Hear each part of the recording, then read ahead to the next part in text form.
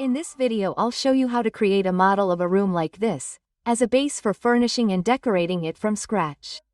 I'm Elisa Roncuri and I'm an architect specializing in interior design. In this video I'll show you how I use SketchUp and Escape every day for my interior design projects. So let's start with my initial settings. Let's open the window drop-down menu and choose Model Information. This will open the Model Information tab where we can see that we have a whole series of settings that we can choose: authors, classifications, components, dimensions, files, geographical location. Here, for example, we can enter the location of our model, rendering, statistics, text and units. What we're interested in right now is units, so let's choose the decimal unit of measurement and then the centimeter unit of measurement. I find the centimeter unit of measurement convenient for designing interiors, but you can obviously choose whichever unit you want, and then I'll set everything else based on what's convenient for me.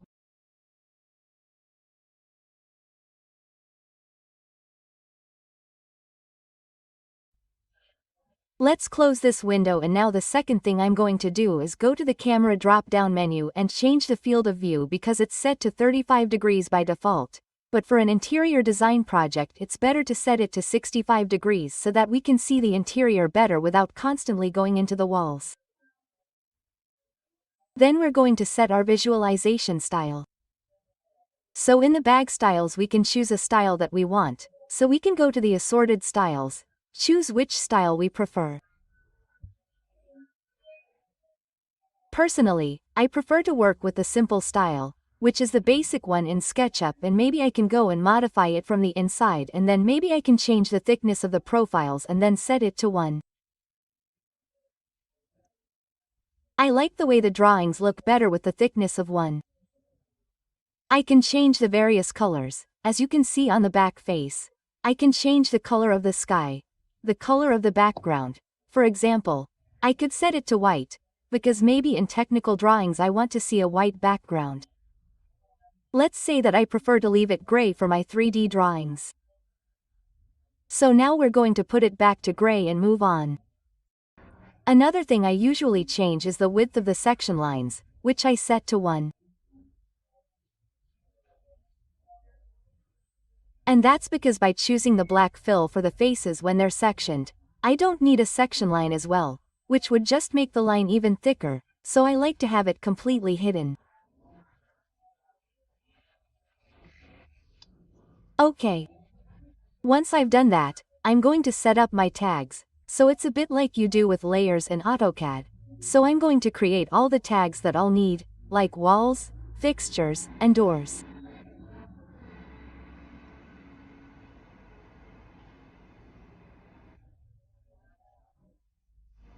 I can then create the furniture tag, the decoration tag, the lighting tag, and so on.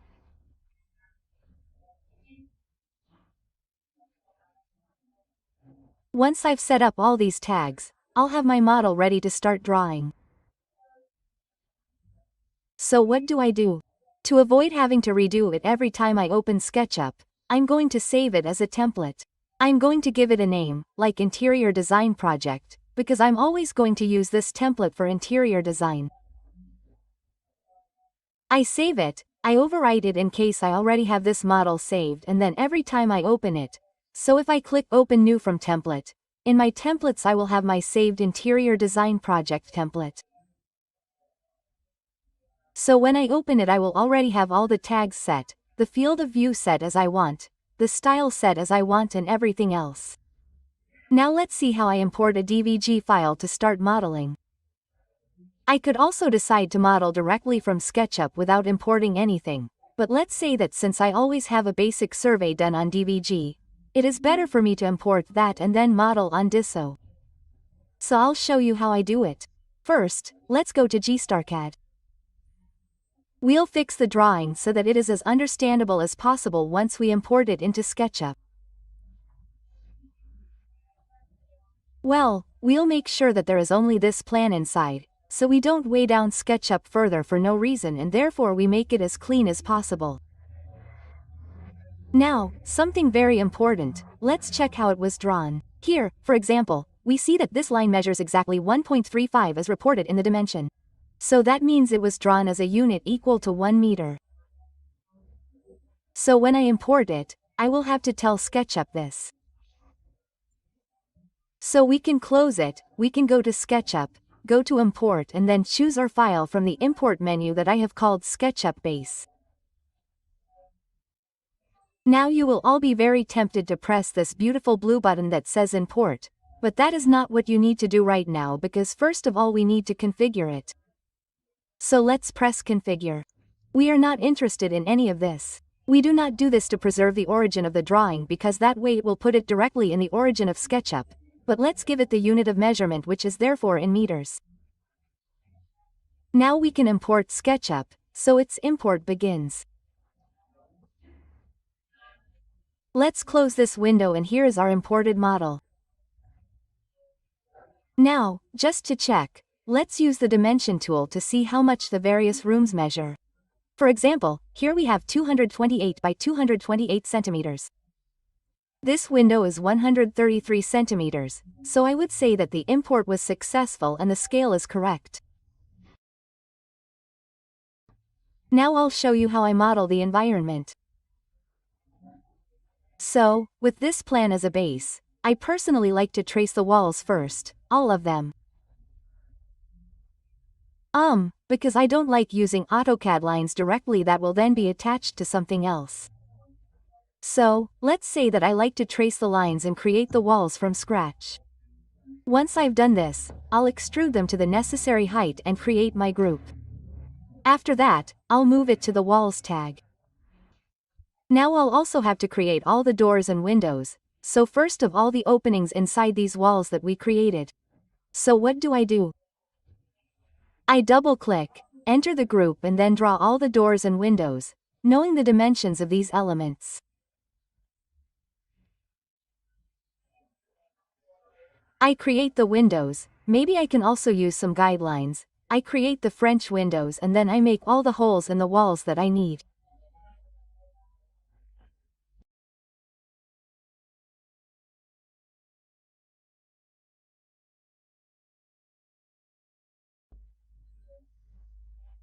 At this point I have all the holes I need and I have to insert the corresponding frame inside these holes.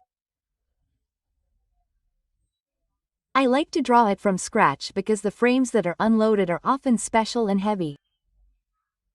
Honestly, I prefer to draw them like this so that I can model them exactly as they are in reality. So, always using the same commands, I draw my frames. So I also create the glass, I give it the transparent material, then we will also see how to give the material to everything else. But for now we will apply the glass material anyway because it is also useful for understanding what we are doing. And we are going to place it, create the group and put it in the Frames tag.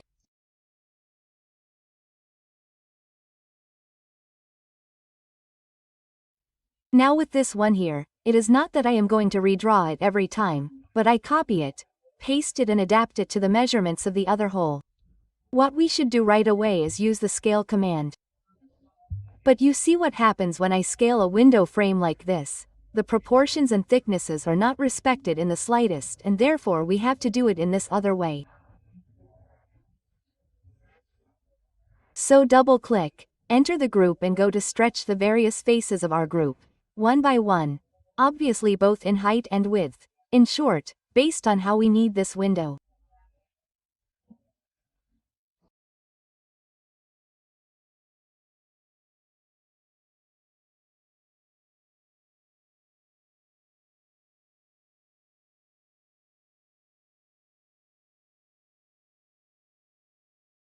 And here is the finished window frame.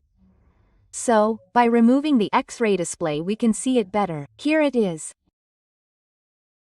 As for the doors, perhaps we can try to download them from the 3D warehouse. So let's write door. Personally, I usually search either in English or Spanish because I have noticed that there are many more models in this way. We import it, rotate it as we need it and position it where we need it and above all now let's stretch it. As we saw before for the windows, as you can see, we can also do this with the models downloaded from the 3D warehouse. Just understand how they were modeled and then you can modify them if necessary and then make them the necessary dimensions.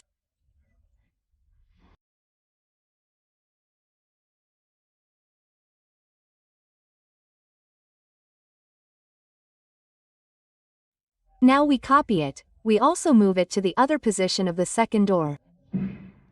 Here too we reactivate it, we position it where we need it. We can also change the material. Here, for example, we see that it was a component, so once I apply the material to one of the two doors, it is applied to all the doors in the model. Now let's see how my SketchUp model is structured. Once finished, we have the base to then insert all the furnishings, all the decorations, all the lighting. Let's see how it is structured. So we have these tags in which all the relevant objects are collected. So, for example, in the ceiling we will have the ceiling, in the fixtures and doors tag we will have all the fixtures and all the doors, while in the structure menu we have group by group, component by component, a list of everything we have inside the model, and, in this case, I have renamed them all so that I can find them much easier. So from this menu I can go and turn off an object, just that group, just that component, when needed. Instead, from the tag I can turn off all the groups that are contained in that tag. So, for example, I turn off the ceiling, okay? And I turned it off from the tag menu. But if I go to turn off fixtures and doors, we will see how all the fixtures and all the doors turn off. And this is a very necessary thing when modeling an environment, because often we need to turn off some things in order to model better and to be able to see better. And why is it important to have tags and to have the structure well named? Because when we end up with a lot of things inside the model, we might get lost. And now you can immediately go and practice and create your base to be able to furnish and decorate your environment. If you have any questions, please let us know.